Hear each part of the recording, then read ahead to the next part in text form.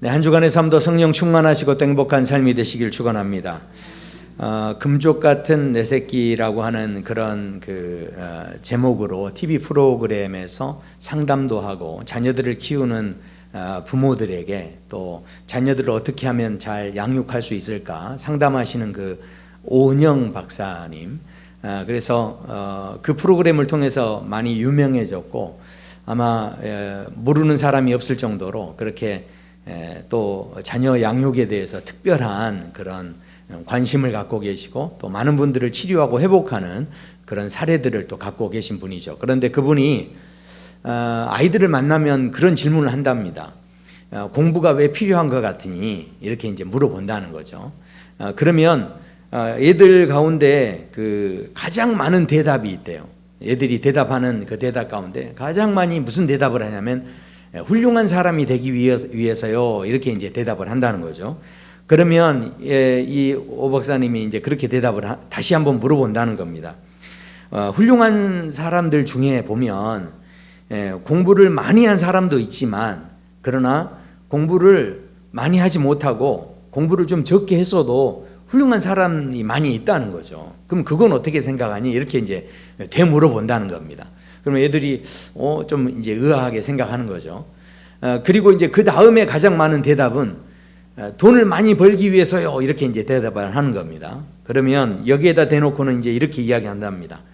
맞아, 네 말이 맞아. 그렇기는 한데, 그런데 공부를 잘해야 하는 그 직업 중에서도 보면 돈을 좀 못 버는 그런 직업도 많이 있다는 거죠. 그러니까 공부를 꼭 잘해야만 그래야만 돈을 많이 버는 건 아니야. 이렇게 이야기를 해준답니다. 그 다음에 이제 왜 공부가 필요한 것 같으니 그 다음에 많은 대답이 뭐냐면 좋은 대학에 가려고요. 좋은 대학에 가야 좋은 직장에도 가고 행복하잖아요. 이렇게 이제 대답을 한다는 거죠. 그러면 이렇게 또 대답을 해준답니다. 네 말이 참 일리가 있다. 그런데 공부를 잘한다고 꼭 행복한 건 아니지 않겠니? 이렇게 이제 또 대답을 해준다는 거죠. 그럼 애들이 하나같이 뭐라고 하겠습니까? 아니 그러면 공부를 왜 하는 거예요? 이렇게 이제 물어보는 거죠. 그러면 도대체 아까 공부를 왜 해야 되느냐 물어봤는데 그럼 도대체 공부를 왜 하냐고 이제 애들이 그렇게 이야기를 하는데 그때 이 오 박사님이 아이들이 공부를 해야 되는 이유를 세 가지를 이야기하더라고요. 그 첫 번째가 뭐냐면 두뇌 발달이 돼야 한다는 겁니다. 이것은요 성적이 좋으냐 나쁘냐하고는 관계가 없어요. 머리를 자꾸 써야 이 두뇌가 발달이 되고 그렇게 해야만 나중에 이제 인생을 살아갈 때 여러 가지 지혜나 또 여러 가지 생각하면서 뭐 내가 학력이 얼마나 되느냐는 중요하지 않아요. 인생을 살아가면서 여러 가지 어려움들 또 상식과 지식들을 가지고 내가 그래야 이제 이 두뇌가 움직여서 이게 대처하면서 살아갈 수 있기 때문에 그렇다는 거죠. 그리고 또 두 번째 이유는 끈기와 인내심을 기르기 위해서라는 겁니다. 공부가 쉽다는 사람이 있습니까? 실은 공부는 다 지루하고 힘들고 어렵습니다. 그런데 결국은 이 지루한 시간들 때문에 어떻게 되는 겁니까? 인생에서 어려움이 닥쳐도 인내하는 법을 기르는 거죠. 내가 좀 이렇게 견디는 법을 기르는 겁니다. 그래서 공부하는 애들한테는 부모님이 꼭 그렇게 이야기해 줘야 된다는 거죠. 너는 지금 힘든 일을 참아내고 있는 훈련을 하는 중이야. 그렇게 이제 격려해 줘야 한다는 거죠. 그리고 이제 세 번째는 자신에 대한 신뢰감을 얻기 위해서라는 겁니다. 공부를 하다 보면 어떤 거는 좀 잘하고 어떤 거는 좀 못할 수 있습니다. 근데 잘하는 걸 보면서 야, 내가 이런 부분은 잘하는구나 깨달을 수 있고 자신에 대해서 좀 자신감을 가질 수 있는 그런 부분이 될 수 있다라는 것이죠. 그렇기 때문에 이렇게 해야 인생을 살아가는데 큰 힘이 되기 때문에 공부는 필요하다 이렇게 이야기하는데요. 연세가 드신 분들이라고 해서 지금 필요 없는 이야기가 아닙니다. 치매 안 걸리시려면 끊임없이 공부하셔야 돼요. 왜냐하면 그 머리를 자꾸 쓰셔야 이 두뇌를 사용하셔야 이게 건강하게 이제 사실 수 있는 것이죠. 우리가요 신체적으로도 보면 이 두뇌만 자라서 되는 게 아니죠. 신체적으로도 이제 자라야 됩니다. 그래서 대부분 건강 지수, 건강 연령에 대해서 이야기를 하는데 아니 제가 보기엔 우리 이종상 장로님은 한 40, 50대 같으세요. 얼마나 보기에 건강하신지. 이게 나이하고는 전혀 상관없는 몸매를 유지하고 계시고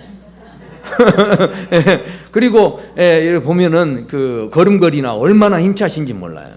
이렇게 보면 실은 어떤 사람은 그런데 나이가 젊은데도 구부정해서 힘이 그냥 하나도 없는 것처럼 이렇게 다니는 사람이 있다는 거죠. 그래서 이제 건강지수, 신체지수 뭐 이렇게 사람들이 이야기를 합니다. 그런데 키만 막 크고 이렇게 신체만 크다고 되는 일입니까? 그래서 정신적인 성장도 중요하죠. 그래서 우리가 대부분 그것을 지능지수다 또는 이제 감성지수다 그렇게 이야기하고요. 우리가 대부분 인격도 이렇게 성장해야 한다는 거죠. 인격 지수가 있다는 겁니다. 그래서 어떤 사건이나 일을 만나도 그 일을 넉넉하게 받아줄 수 있고 이해해 줄 수 있는 그런 아주 또 겸손한 벼가 익으면 고개를 숙이듯이 그런 인격을 가지신 분들이 있다는 거죠. 그러니까 이것도요, 이게 성장을 한다는 겁니다. 오늘 본문에서도 15절에 그렇게 말씀합니다. 오직 사랑 안에서 참된 것을 하여 범사에 그에게까지 자랄지니라. 세상 많은 사람들도 성장해야 된다고 생각하지만 그러나 우리가 예수님 믿고 그리스도인이 된 뒤로 우리가 자라나야 된다, 성장해야 된다. 그것을 성경에서는 권면하는데 어떻게 자라나야 되느냐, 어디까지 자라나야 되느냐, 바로 예수 그리스도에게까지 우리가 자라나야 된다라고 말씀을 하고 있습니다. 이 구절만 딱 보면요, 그러면 우리 이제 그런 생각을 하게 되죠. 맞아. 우리가 어린 나무가 이게 큰 나무가 되는 것처럼 우리 신앙도 어린아이 신앙에서 장성한 자의 신앙으로 이렇게 막 자라나야 되고, 그 자라날 때 이왕이면 그리스도를 본받고 예수님의 그 성품을 우리가 본받아서 예수님처럼 그렇게 우리가 성품도 갖춘 사람으로 잘 자라나야 된다, 그렇게 생각을 합니다. 더군다나 오늘 본문에 그 이어지는 말씀에 보면 그러니까 4절에 보시면 이런 말씀이 나옵니다. 이는 우리가 이제부터 어린아이가 되지 아니하며 그 사람의 속임수와 간사한 유혹에 빠져 온갖 교훈의 풍조에 밀려 요동하지 않게 하려 함이니라 라고 말씀합니다. 하나님의 자녀로 부름을 받았다 할지라도 신앙이 미숙한 사람은 그리스도의 그 품성을 드러내지 못하기 때문에 자꾸 무슨 일을 당한다는 겁니까? 속임을 당하고 또 어떻게 해요? 유혹에 빠지고 여러 가지 세상 그 교훈에 그냥 이리저리 휩쓸려서 요동을 치게 되는 모습이 생겨진다라는 것이죠. 그렇기 때문에 예수님의 품성을 받아서 성장하고 자라는 사람은 어떻게 된다는 겁니까? 요동하지 않을 수 있기 때문에 우리는 끊임없이 자라나야 된다, 이것을 이제 말씀을 하죠. 그래서 우리가 많은 사람들이 영성 훈련도 하고요, 실은 품성 훈련도 한다라고 그렇게 이야기합니다. 하지만 여기까지 이렇게 보면 이제 목사님 맞아요, 그렇게 해서 우리가 자라나야죠, 이렇게 생각하지만, 그러나 정말 중요한 것은 인간적인 노력으로 우리가 현재보다 더 나은 존재가 되려고 하는 것은 유혹입니다. 이것은 아담과 하와가 선악과를 따먹고 더 나은 존재가 되려고 했던 그런 유혹과 똑같은, 우리가 분명히 자라나긴 해야 되는 것 같은데 그러면 더 노력해야지, 더 애를 써서 더 공부 많이 해서 우리가 더 자라나야지라고 하지만 실제로 보면 우리가요, 우리 스스로 노력으로 우리가 실은 더 나은 존재가 되기는 어렵다라는 거죠. 자, 이게 무슨 이야기인가? 어느 농촌의 교회에 목사님이, 이 도시에 있는 아주 젊은 목사님이 새로 부임을 하셨대요. 그래서 그 교회에 부임을 해서 이제 목회를 시작하는데, 그 부임한 때부터 갑자기 이제 이 가뭄이 들어가지고 비가 오질 않으니까 농작물들이 다 마르기 시작하는 겁니다. 그러니까 교인들이 다 찾아와서 목사님에게 그러는 거예요. 너무 답답해서 목사님께 찾아온 거죠. 그래서 목사님, 정말 우리가 이제 비가 오지 않으면 농사를 다 망치게 돼 있습니다, 지금. 그러니까 목사님께서 특별히 다른 기도보다 좀 비 좀 오게 해달라고 기도를 해달라, 그렇게 부탁을 합니다. 그러니까 이 젊은 목사님이 어떻게 합니까? 예, 알겠습니다, 대답하고 철야 기도를 하기 시작한 거예요. 그래서 교회에서 계속 기도를 하는데 세상에 큰일이 난 겁니다. 왜냐하면 놀랍게도 기도 응답을 받아버렸어요. 그래서 목사님이 기도하자마자 비가 오기 시작하는데, 더 큰 문제가 뭐였냐면 비가 너무 많이 와가지고 농작물이 다 휩쓸려 가버렸어요. 그러니까 교인들이 다 모여가지고 하나같이 하는 이야기가, 아이고 어떻게 농사를 전혀 모르는 철없는 목사가 와가지고 기도를 해도 정도껏 해야지, 얼마나 기도를 그렇게 해가지고 이렇게 우리 농사를 지금 다 망쳤다, 그렇게 이야기를 했다는 거죠. 참 그 이야기를 들으니까 그런 생각이 드는 거예요. 이게 비도 적당히 와야 돼요. 한번 생각해 보세요. 우리가요, 공부를 아무리 많이 한다고 해도요, 그 많이 한 사람이 성숙할 수 있나요? 성장할 수 있나요? 그러니까 내가 재산이 아무리 많아도 재산 많은 사람이 성장하고 성숙할 수 있나요? 실은 뭘 내가 많이 자격을 갖췄다고 해도, 아무리 내가 뭔가를 가졌다 해도 실제로 우리 인생에 우리를 자라게 하시는 분은 하나님이세요. 그러니까 내가 얼마나 많이 배웠냐가 중요한 게 아니에요. 많이 배운 사람도요, 이것이 자라고 성숙하는 것과는 거리가 멀 수가 있어요. 정말 우리 인생을 자라고 성숙하게 하실 수 있는 분은 하나님이시라는 거죠. 그래서 사도 바울이 그런 이야기를 합니다. 나는 물을 주고, 또 누구는 씨를 뿌리고, 누구는 이렇게 가꾸고 하지만 자라게 하시는 분이 따로 있다는 거예요. 다 우리가 노력한다고 애쓴다고 하지만 우리의 노력으로 자라는 게 아니라 자라게 하시는 분은 오직 하나님이시다, 그렇게 고백을 합니다.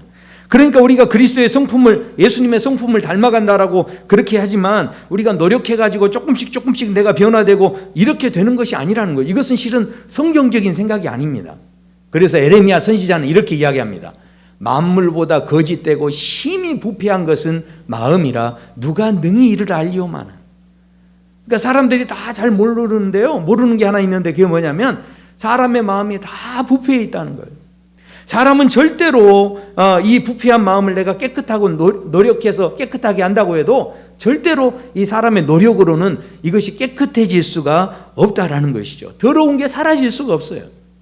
그게 바로 인간의 실존의 모습이다 하는 것이죠.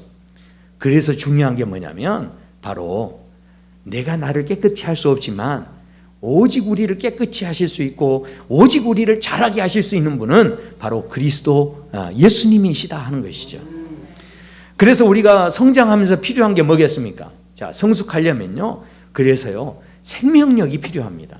자, 16절에 보면 이렇게 말씀하죠. 그에게 온 몸이 각 마디를 통하여 도움을 받음으로 연결되고 결합되어 각 지체의 분량대로 역사하는데, 자, 그 몸을 누가 자라게 하세요? 내가 자라게 하는 게 아니라 자라게 하신다. 하나님께서 그것을 자라게 하신다라는 것이죠. 아프리카 어느 부족은요, 그렇게 한대요. 함께 그 부족 마을에서 사는데 나무들이 다 이렇게 자라는데 어떤 나무는 너무 쓸데없이 자라가지고 통행에 불편을 주고 좀 이렇게 문제가 있는 나무들이 있대요. 그러면 그 나무를 이렇게 톱으로 잘라버리고 이렇게 하는 게 아니라 이 부족 사람들은요, 마을 사람들이 전부 다 쫓아간대요, 그 나무에게. 그래서 그 나무 앞에 서가지고 뭐라고 하냐면, 야, 너는 살 가치가 없어, 차라리 죽어라 죽어, 그러면서 악담을 퍼붓는다는 거죠. 그러면 이 나무가요, 조금 있다가 시들시들 하면서 나무가 죽는다는 거예요. 자, 이게 지금 과학적으로 증명되느냐? 아니요, 실제로 그런데요.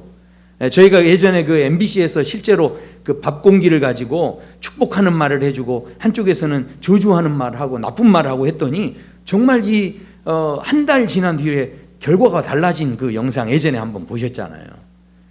그러니까 생각해 보십시오. 이 철학자 하이데거도요, 그런 이야기를 합니다. 우리의 언어는요, 존재의 집이래요. 이게 무슨 이야기냐면 우리가 말하는 것이 앞으로 미래의 어떤 존재가 돼버린다는 거죠. 지금은 말로 씨를 뿌리지만 그것 자체가 존재가 되는 거예요. 굉장히 의미 있는 이야기죠. 생각해 보십시오. 하나님 말씀에 보면 잠언서에 이런 말씀이 나오죠. 온순한 혀는 곧 생명나무지만 패역한 혀는 마음을 상하게 하느니라. 잠언 16장에는 이렇게 말씀합니다. 선한 말은 꿀송이 같아서 마음에 달고 뼈에 양약이 되느니라. 그런데 놀랍게도 이 온순하다, 선하다 이 말이요, 원어에 보면 이 히브리어 똑같이 마르페라고 하는 단어가 쓰여졌어요. 근데 이 마르페가 어디에서 그 단어가 어원이 이렇게 나왔냐면 바로 이 라파라고 하는 단어에서 나왔습니다. 그러니까 이 라파라는 단어가 뭐냐면 우리가 하나님을 이야기할 때 우리를 치료하시는 하나님을 이야기할 때 여호와 라파 이렇게 이야기하죠. 그러니까 말 자체에 뭐가 있다는 겁니까? 치료의 힘이 있다는 거죠. 말 자체에 하나님께서 생명의 힘을 넣어 놓으셨다는 거예요. 그러니까 우리가 말을 해도요, 그냥 말하는 게 아니라 오늘 어떻습니까? 그러니까 각 마디를 통하여 도움을 받음으로 연결되고 결합되어 각 지체의 분량대로 역사하여 그 몸을 자라게 한다고 했는데, 정말로 우리가 성장하기 원한다면 우리 공동체에서도 서로 연결되고요, 서로 결합되고요, 각 지체들이 있고요, 우리 각 분량들이 다 있는데 우리가 모여서 다 하나같이 서로 아무리 좀 힘들어도 믿음 있는 말을 해주고 소망 있는 말을 해주고 사랑의 말을 해주고, 그렇게 할 때 내 믿음대로 될지어다, 내 말함대로 될지어다. 그러니까 예수님께서, 우리는 기차가 갈 때 레일을 깔아 놓는 것처럼 내 가정에 기차 레일을, 축복의 레일을 깔아 놓는 거예요. 그러면 그때 누가 거기에다 생기를 불어 넣으십니까? 예수님께서 말한 대로 되게 하시고 믿는 대로 되게 하시는 그 주님의 생기가 거기에 불어 넣어질 수 있다라는 거죠. 그러니까 기차 레일 까는 건 누가 해야 돼요? 내가 하는 겁니다. 축복의 말, 아무리 힘들어도 소망의 말, 믿음의 말, 우리가 그것으로 서로 관계되어질 때 거기에서 역사하시고 우리를 자라게 하시는 하나님의 생명의 역사가 들어갈 때 우리 안에 놀라운 성장의 은혜가 있을 수 있다라는 것이죠.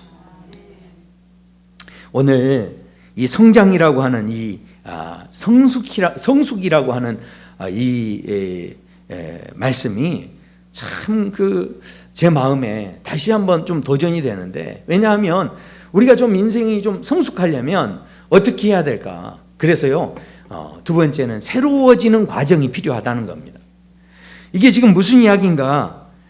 우리가 이 나무를 보더라도요, 이 나무가 좀 더 자라기 위해서는요, 이 잎이 겨울철이 돼서 다 떨어져야 됩니다. 그래야 새 잎이 나오고 새순이 돋죠. 그러니까 옛날 옷은 다 벗어내야 새롭게 자라나고 더 이제 성장하게 되는 거죠. 그것을 품고서 자랄 수는 없는 겁니다. 파충류라든가 곤충들을 보면 다 허물이 있죠. 그 허물을 벗어내야 새 살이 나오고 새 이렇게 가죽이 입혀지고 하는 이제 그런 모습이 있듯이, 우리가 절대로 낡은 옷을 함께 부여잡고서 새로운 것을 실은 만들어낼 수는 없다라는 것이죠. 그러니까 우리가 정말 예수님 믿고 나면 깨닫는 게 새로워야 하고요, 감동하는 게 새로워야 하고요, 느끼는 게 새로워져야 돼요. 그러니까 우리가 정말로 성숙하려면 똑같은 말씀인데도 옛날과는 다르게 보이는 거죠. 다르게 느껴지는 거죠. 똑같은 말씀이었는데, 이미 내가 아는 말씀인데 감동이 다른 거예요. 그러니까 이게 성숙하는 사람의 그 신앙의 모습이 어떤 것인가를 생각하는데, 자, 한번 생각해 보십시오. 우리가 실제로 예수님 믿고 처음부터 내가 막 성장해가지고 예수님 믿었습니까? 다 우리가 보면 뭐 때문에 나오죠? 다 자식 때문에 나오고 물질 때문에 나오고 우리가 좀 다 여러 가지 그 문제 가지고 하나님 앞에 실은 다 나온 거예요. 처음부터 막 성장하고 성숙해가지고 그렇게 나온 게 아니라는 거죠. 실제로 믿음의 조상이었던 아브라함도 실은 가정에 문제가 있었어요. 자식이 없어요, 자식이. 그러니까 그 자식이 없는 것 때문에 하나님께서 뭐라고 하시냐면 이렇게 이야기하시죠. 네가 본토 친척 아비 집을 떠나 바로 내가 내게 보여줄 땅으로 가라, 그렇게 말씀하십니다. 그러니까 그런 말씀으로 도전하시면서 뭐라고 하시냐면, 내가 너에게 복을 주고 너를 큰 민족을 이루어 주겠다, 막 이렇게 말씀하시니까, 내 이름을 창대하게 하겠다, 너를 내가 복이 되게 하겠다, 뭐 이렇게 말씀하시니까 여러분 같으면 따라 나서겠습니까? 안 따라 나서겠습니까? 그렇죠. 따라 나선, 아브라함도 그래서 따라 나선 거예요.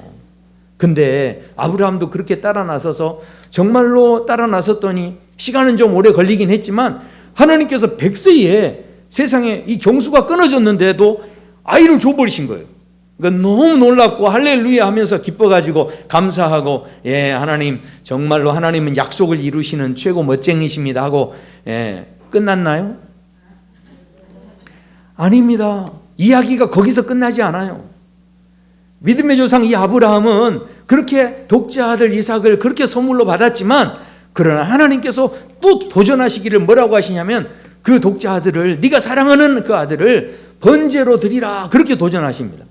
그러니까 이 말은 결국은 무슨 이야기입니까? 단순히 아브라함을 시험하기 위해서가 아니라 우리가 처음으로 부족했지만 그래도 하나님이 약속을 주실 때 그 약속을 믿고 따라 나섰죠.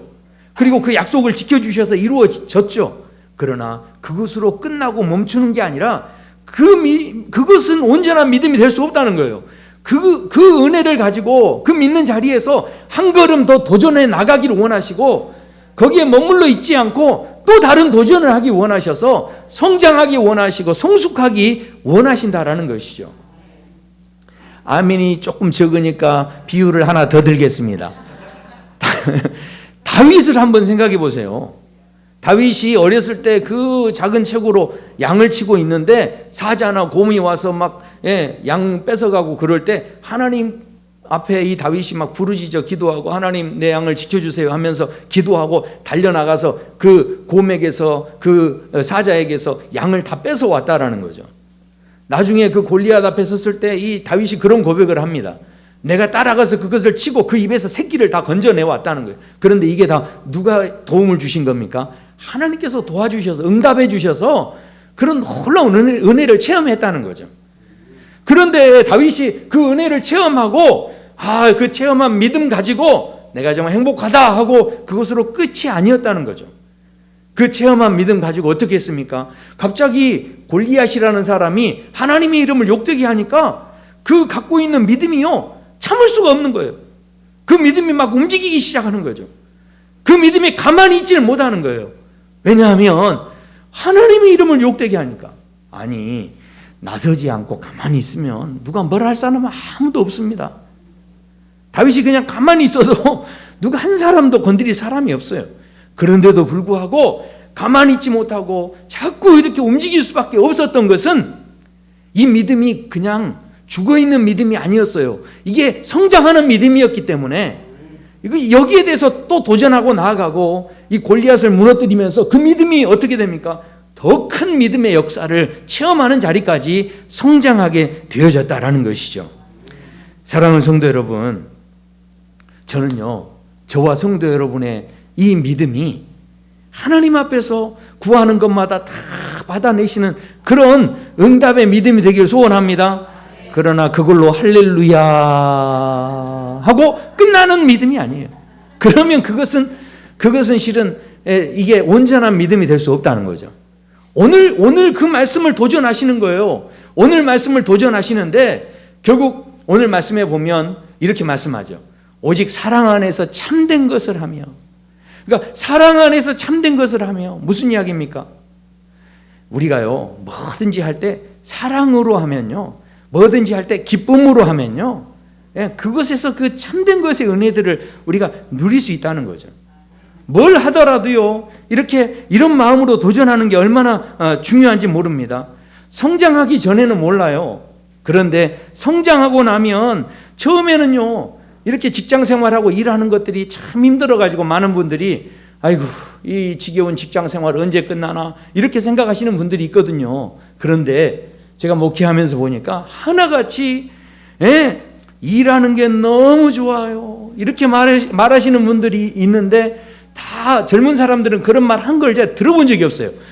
근데 일하는 게 너무 좋아요 말하는 분이 다 누군지 아십니까? 다 은퇴하시고 퇴직하신 분들이에요. 그러니까 은퇴하고 퇴직하고 난 다음에 뭐가 철이 그때 드는 거죠. 사람이 성숙해 보면요, 그러면요 그분들이 일하는 게 이렇게 좋을 줄 몰랐다. 월급이 문제가 아니에요. 그냥 일하는 게 중요한 거예요. 진작 알았더라면 어떻게 합니까? 일할 때 즐겁게 하는 거예요. 즐겁게 사랑하면서 하는 거고요. 그러니까요 제가 웃는 이야기를 해도요 안 웃는 사람들이 있습니다. 마음이 이렇게 일단 어린아이 마음이 아직은 유치한 거예요. 이게 모르는 거예요. 그러나 다 이게 성장하고 커서 보면 마음이 지금 쪼들려 가지고 안 웃기로 결심한 거죠 지금. 그러니까 지금 이게 사람이 성장해 보면 나중에 다 나이 들어보면 젊었을 때 굳이 그렇게 살 필요가 없어요. 한번 그냥 웃어주면 되는 건데 그걸 안 웃어주겠다고. 그러니까 생각해 보세요. 철들기 전에는 몰랐는데 철 들고 보니 그때 내 자녀하고 더 많이 시간을 보내줄 걸. 철 들고 보니 그때 내가 좀 더 사랑해 줄 걸. 그때 내가 그 이야기를 듣고 내가 좀 더 웃어줄 걸. 이게 다 성숙하고 보니까 그게 보이기 시작한. 그러나 오늘 그래서 그걸 말씀하는 거죠. 오직 사랑 안에서 참된 것을 할 수 있다는 거예요. 우리가 이게 정말 우리가 하나님을 사랑할 수 있으면요, 우리의 믿음이 그냥 뭐 받고 땡이 아니고 그 믿음이 자꾸 움직여서 더 참된 것으로 나아가는 도전이 끊임없이 일어나게 된다라는 것입니다. 그러니까 예수님을 만났던 많은 사람들이 있죠. 예수님께서 고쳐주시고, 예수님께서 치료해 주시고, 병도 낫게 해주시고, 죽었다가 막 살아나는 사람도 있고요. 정말 기가 막힌 일들을 예수님의 그 도우심 안에서 은혜를 경험하고 막 그 큰 문제를 다 해결하고 그렇게 했습니다. 그런데 예수님께서 십자가에 달리실 그때 그 옆에서 내가 대신 죽겠다는 사람이 한 명도 없었어요. 그러니까 이게 무슨 이야기입니까? 예수님께서 수많은 사람들을 병 고쳐주시고 치료하시고 귀신도 쫓아주시고 말씀에 그 한마디 그 말씀으로 막 위로해 주시고 격려해 주시고 그렇게 다 했는데 그 은혜를 다 입고 그때 그 사람들이 막 환영하고 예수님 찬양하고 딱 그랬는데 결국은 아무리 그렇게 했어도 그게 온전한 믿음이 아니었다라는 이야기. 왜 그랬을까요? 결국은요, 우리가 하나님을 믿는 온전한 믿음의 자리로 나아갈 수 있으려면 우리의 믿음이 뭐 하나 응답받고 멈춰 있어서는 안 된다는 거죠. 10명의 문둥병자들이 치료를 받고 다 좋아서 자기 집으로 흩어져 갔지만 그러나 한 사람만 돌아와서 또 다른 믿음의 자리를 도전하며 나아갈 때 그를 예수님께서 축복해 주시고 이 몸 치료되는 것보다 더 귀한 은혜를 또 베풀어 주셨다라는 거죠. 저와 성도 여러분의 삶 속에 우리가 그냥 이 땅을 지금 살아가고 있는 우리의 삶 속에서 하나님 앞에 서게 되면 무엇을 자랑할 수 있겠습니까?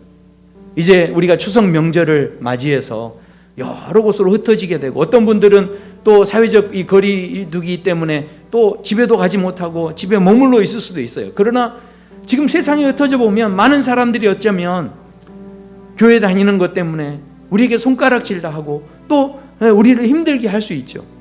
그러나 여러 가지 유혹과 여러 가지 교훈의 풍조들 그런 것들이 우리의 마음을 흔들 수가 있어요. 그러나 이것에 대해서 우리가 다시 한번 우리가 믿음으로 이 다윗과 같은 심정을 가지고 그래서 이 나쁜 놈 너는 골리앗이구나 물리쳐 싸우라 이야기가 아닙니다.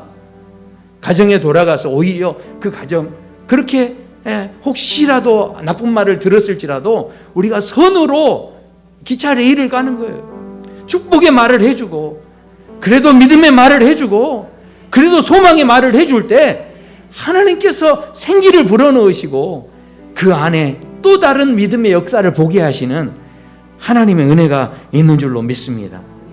베드로전서 2장에 보면 그렇게 말씀해요. 하나님을 생각함으로 슬픔을 참으면 이것은 너무 아름답다는 거예요. 선을 행함으로 고난을 받고 참으면 이것은 하나님 앞에서 아름답다라는 것이죠. 우리가 하나님의 심판대 앞에 서서 아유 하나님 제가 하나님께 응답받고 제가 잘 믿고 그래서 돈도 잘 벌고 살았습니다. 100억 200억 300억 내가 다 벌고 살았고요. 아유 하나님 내가 믿음으로 살아서 병도 치유받고 죽을 병에서 3번이나 고침받고 내가 이렇게 살아났습니다. 하나님 내가 예수님 믿고 장관도 되고 내 자녀들이 또 잘 돼서 이것저것 또 하고 다 잘했습니다. 하나님 앞에서 그거 자랑하면 하나님이 인정하시겠어요? 그것 자체가 실은 하나님 앞에 그렇게 선하고 아름다운 것이 되기는 어렵다는 거죠. 예수님의 진정한 가치는 어디 있었습니까? 예수님은요 이 땅에서 수백 명의 사람들을 고쳐주고 치료해주고 죽은 사람도 살려주고 많은 사람을 깨달음을 주고 그 많은 사람을 위로하고 이랬던 사람들이 내가 얼마나 많은지 모릅니다. 이런 자랑하실 생각 하나도 하지 않으셨어요. 결국은 그 사람들 다 예수님에게서 떠나갔죠. 그러나 그 사람들이 떠나갔지만 예수님은 끝까지 요동하지 않고 그 믿음의 일을 중단하지 않았다는 거죠. 내가 이렇게까지 했는데 너희들 나를 이렇게 외면하는구나 했을 때 실망하지 않으시고 그 믿음을 또 도전하시고 그 믿음을 또 도전하셔서 결국은 십자가에서 자신을 희생하는 자리까지 하나님께서 가장 기뻐하시는, 사람들이 뺨을 때리고 못을 받고 침을 뱉고 조롱하며 손가락질해도 그들을 향하여서 악을 악으로 갚지 않으시고 바로 선으로 그 모든 것 속에 다시 한번 하나님 믿음의 말을 선포해 주시고 소망의 말을 선포해 주시고 예수님께서 그렇게 도전하셔서 바로 십자가의 그 놀라운 은혜로 말미암아 우리에게 구원의 빛이 되어주시고 소망이 되어주시고 또 바로 하나님 앞에서 가장 아름다운 그런 놀라운 성장하는 그 성숙하는 믿음의 삶이 무엇인지를 우리에게 보여주셨다라는 것이죠. 사랑하는 성도 여러분, 우리가요 신앙이 자란다는 건 인간이요 다 부패해 있기 때문에 실은 우리가 신앙생활할 때 우리가 변화될 수 있다? 절대 변화 못 됩니다. 변화되는 게 아니에요. 실은 진짜 신앙인은요 변화되는 게 아니라 새롭게 되는 거예요. 새롭게 되는 거예요. 그러니까 우리는 우리를 변화시킬 수가 없어요. 그러나 바로 예수 그리스도로 옷 입고 우리는 새로워지는 거죠. 우리의 본성은 더럽고 추악하고 부패해 있을 수밖에 없어요. 소망이 없습니다. 그러나 그런 우리에게 생기를 불어넣어 주시고 생명의 옷을 입혀주셔. 그래서 그 옷을 입을 때마다 우리는 새로워지는 거죠. 옛사람의 본성이 있을 때마다 실망하고 낙심하지 말고 그걸 어떻게 해요? 다 벗어버리는 거, 벗어버리고 그리고 다시 새 옷을 입는 거죠. 아까 그 금쪽 같은 내 새끼라고 하는 프로에 보면 그 어떤 애가 집에서 집 밖에 나가기를 겁내하는 거예요. 싫어하는 거예요. 그 오은영 박사가 가서 그 집을 잘 관찰해 봤더니 그 아이가요 엄마가 너무 막 오냐 막 키우면서 막 넘어질까 다칠까 자빠질까 막 하면서 막 너무너무 조심히 키운 거예요. 그러니까 얘가 나중에는 밖에 나가는 걸 두려워하는 거예요. 그때 이 오 박사가 그 가정에게 그런 이야기를 했어요. 아이에게서 실패할 수 있는 권리를 뺏지 마세요.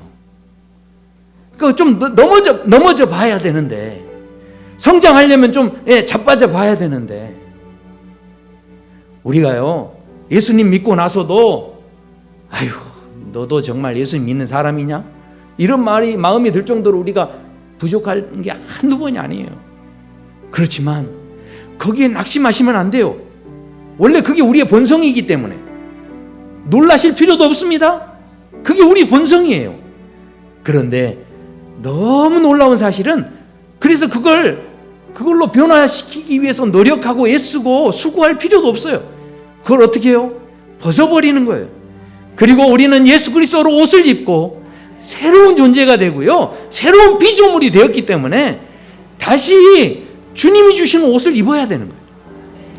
우리가 이 땅에 사는 동안 이 세상을 바라볼수록 또 이 명절 기간에 많은 사람들을 만날 때 어쩌면 우리를 흔들리게 하는 요동하게 하는 그런 유혹들이 우리에게 있을 수 있지만 내 힘으로는 이길 수 없습니다.